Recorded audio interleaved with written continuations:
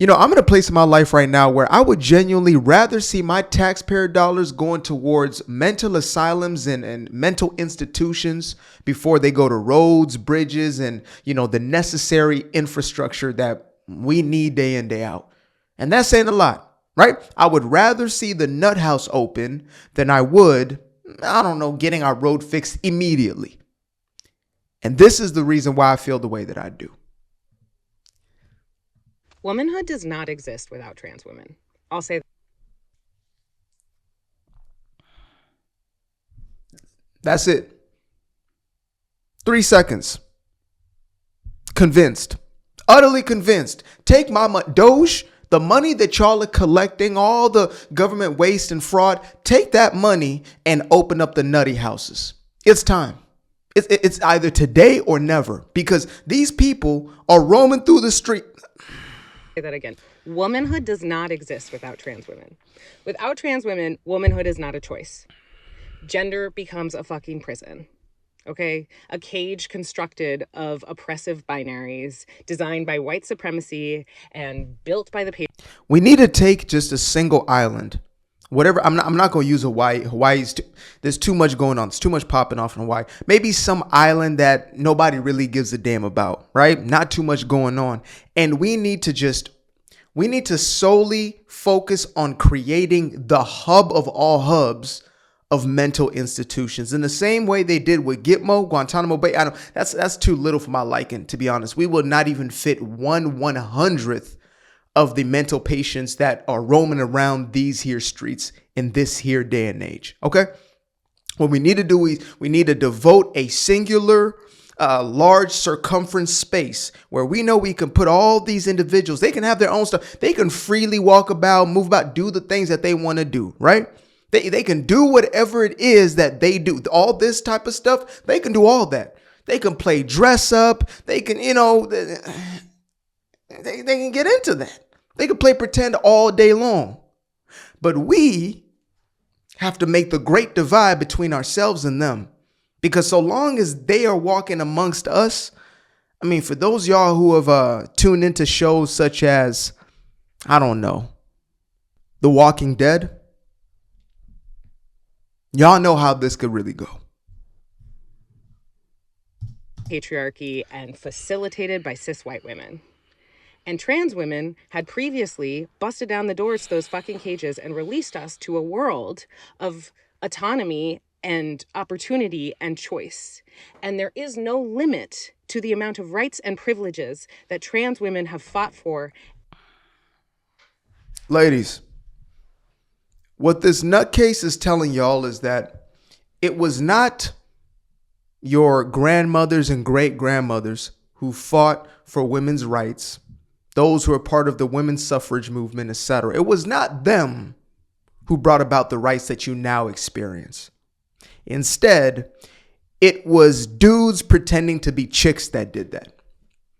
And that if you don't continue to pretend that these dudes are chicks and give them not only as many rights as you have, but even more so, that you will no longer have the rights that you have. Make that shit make sense for me. Please, somebody out there, clarify this for me. How does a pretend woman make more space for a real woman when in reality, the pretend woman is actually inserting herself into female spaces? He is inserting himself into female spaces and essentially reaping the benefits of something that he never actually had to live through. You had to go through a lifetime of female biology and all that comes with it, right?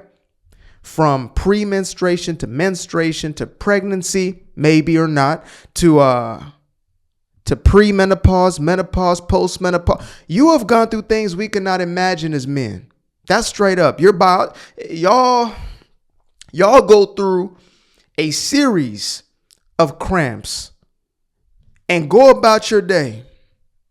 One of them cramps would end our day as most dudes. It would be over right there in that moment. We have our strengths, y'all have y'all's.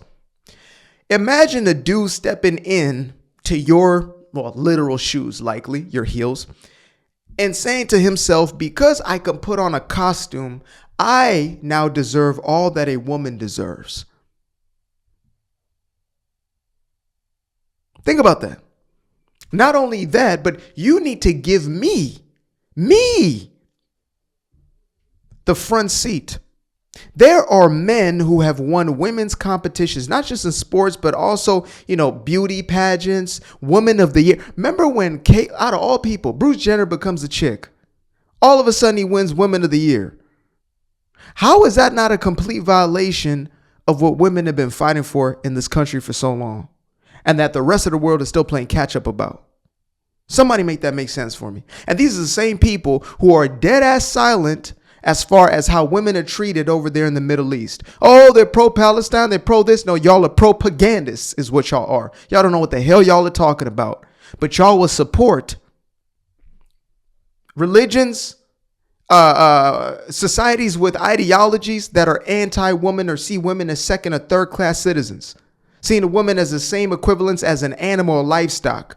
Those are the people y'all stand with and stand behind and put a little flag in your damn bio. But then when it comes to... y'all got too much time on your damn hands. Us. Furthermore, nobody respects, values, understands, or embodies womanhood more than trans women. Because how else do you explain relinquishing that proximity to power, the perceived male privilege, in pursuit of womanhood?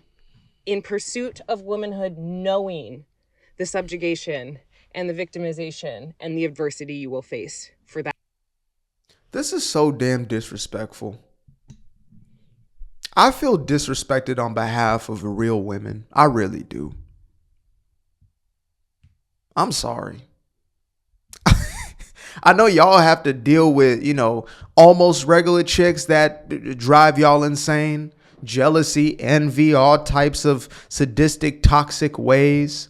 Conniving and manipulative ways of some women, jaded women, etc. Even, second, third wave feminists who are out of their minds. But this is a new classification of insane. Never in the life of them. Never in ever did them would I have imagined that I'll be sitting here one day listening to a woman defending the rights of a pretend woman who was actually taken away from the rights of real women. Never.